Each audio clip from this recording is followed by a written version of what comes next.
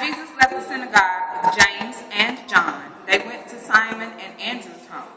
Now Simon's mother-in-law was sick in bed with a high fever. They told Jesus about her right away. So he went to her bedside, took her by the hand, and helped her sit up. Then the fever left her, and she prepared a meal for them. That evening, after sunset, many sick and demon-possessed people were brought to Jesus. The whole town gathered at the door to watch. So Jesus healed many people who were sick with various diseases, and he cast out many demons. But because the demons knew who he was, he did not allow them to speak. Before daybreak the next morning, Jesus got up and went out to an isolated place to pray. Later, Simon and the others went out to find him.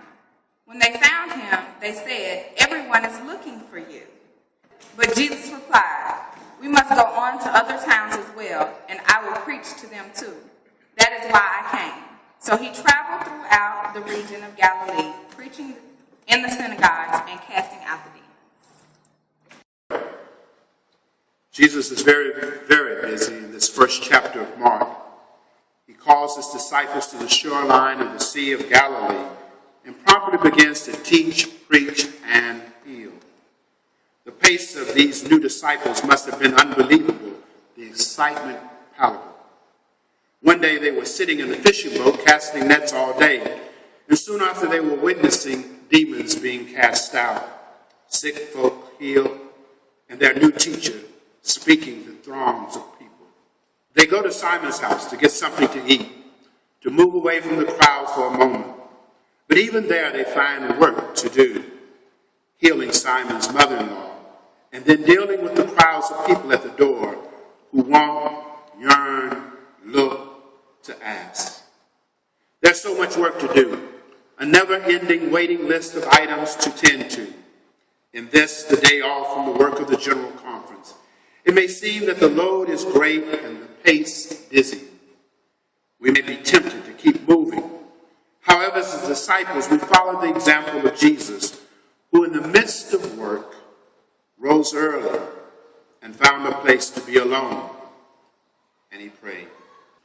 Jesus finds time and space to pray and to be away not only from the crowds, but also his closest friends and colleagues. He finds a way to listen only to the voice of God and the deepest yearning of his own heart and mind. The echoes of our daily song, "Shall We Gather at the Shoreline?" may be ringing in our ears, even though we are not physically gathered for our own morning prayer. My hope is that this day you will find a time and a place to be alone and to pause at the end of this line of our song. Can you hear the voice of God? God with us. Soon enough, the work will continue. In this moment, help us to pause to listen for your stirring within us. And when it is time, give us the strength to continue.